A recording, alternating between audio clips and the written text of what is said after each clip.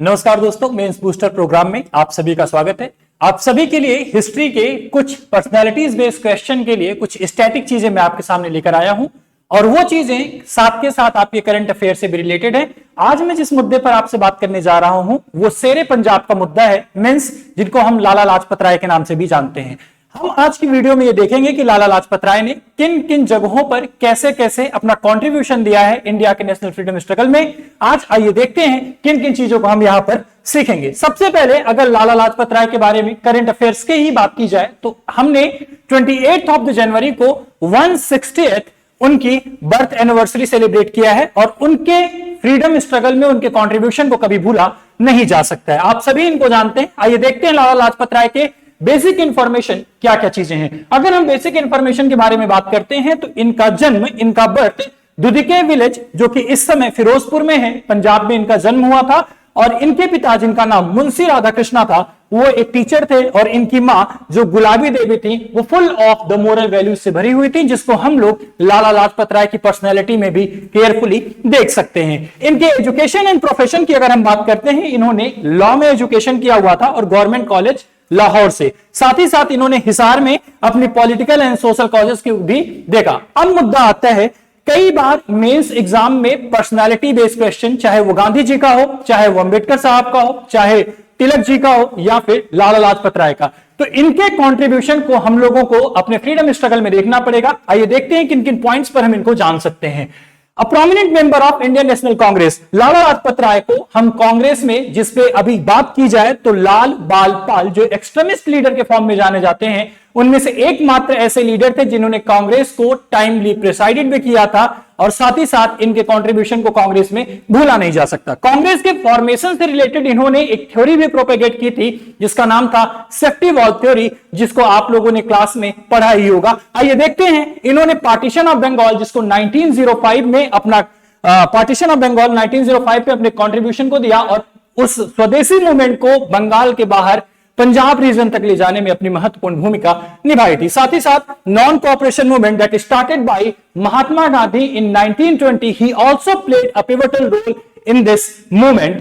लाल Bal Pal, Lala Lajpat Rai, Bal Gangadhar Tilak and Bipin Chandra Pal अपने आप को कहते हैं कि एक्सट्रीमिस्ट लीडर के फॉर्म में जाने जाते थे, जिन्होंने पॉलिटिकल प्रेयर या प्रेयर्स के बेसिस पर हमने डोमिनियन स्टेटस या फ्रीडम की बात नहीं करते थे। इनका मानना था कि अनटिल एंड अनलेस हमें चेंज चाहिए तो कांग्रेस की जो कंजर्वेटिव आइडियोलॉजी थी या फिर कन्वेंशनल मेथोडोलॉजी थी उससे हटकर हमको नया काम करना पड़ेगा।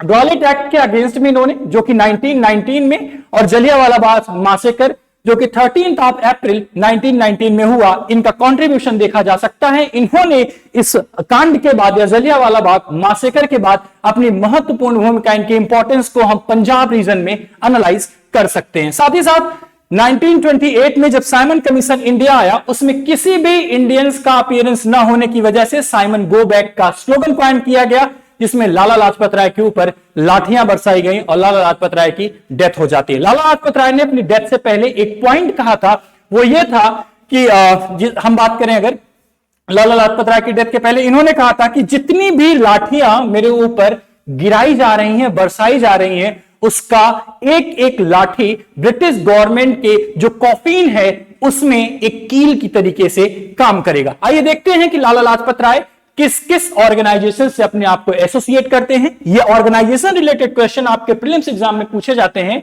जबकि इनकी आइडियोलॉजी, इनके कॉन्सेप्ट से रिलेटेड क्वेश्चन आपके मेंस एग्जामिनेशन के लिए इंपॉर्टेंट है। जो upcoming Arunachal Pradesh public service commission होना है उसमें इसके रोल को देखा जा सकता है। इनको हम पंजाब नेशनल बैंक जो 1894 में स्टैब्लिश की गई थी उसमें फाइनेंशियल इंडिपेंडेंस के लिए जानते हैं। हिंदू रिलीफ मूवमेंट 1897 और इसके अलावा सर्वेंट ऑफ पीपल सोसाइटी जिसको 1921 में स्टैब्लिश किया गया था, अपलिफ्टमेंट किया गया था, उससे हम चीज जानते हैं।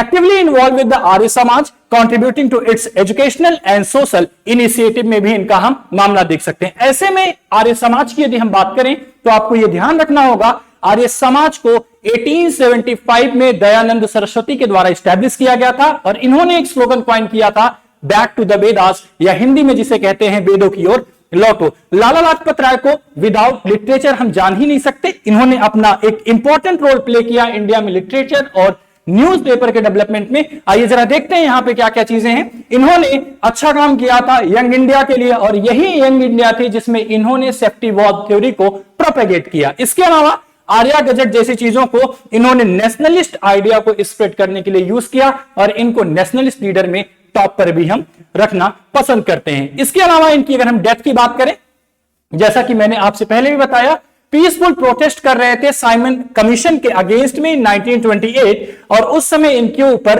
ब्रिटिश गवर्नमेंट के द्वारा लाठीचार्ज किया जाता है। लाठीचार्ज के बाद इनकी डेथ हो जाती है। इन्होंने लास्ट मोमेंट पे कहा था, every blow on my body will be a nail in the coffin of the British imperialism. इसको हम इंपॉर्टेंट मानते हैं और जानते भी हैं। कई बार डायरेक्ट ये स्टेटमेंट आपके सामने देकर आपसे 250 वर्ड्स का क्वेश्चन पूछ लिया जाता है। दोस्तों, आप सभी के लिए मैं एक क्वेश्चन लेकर आया हूं। आपसे उम्मीद करता हूं कि आप इस क्वेश्चन को प्रैक्टिस कीजिए, लिखिए, क्योंकि पर्सनालिटी बेस्ड क्वेश्चन किसी भी स्टेट लेवल का एग्जाम हो, चाहे वो अरुणाचल प्रदेश हो, यूपी हो या डायरेक्ट यूपीएससी में, आजकल पर्सनालिटी बेस्ड क्वेश्चन को हम बार बार रिपीट होते हुए देख रहे हैं। कहा जा रहा है, despite being sensitive to Hindu interest, Lala Lajpat Rai actually campaign diversity in unity. Comment in 150 words. आप हमारे एप्लीकेशन पर अपने आंसर लिख के अपलोड कर सकते हैं। बाकी मिलते हैं आगे फिर कभी हम नए डाटा के साथ, नए डिटेल के साथ। तब तक के लिए thank you so much. Have a nice day. ईश्वर आप सभी का भला करें।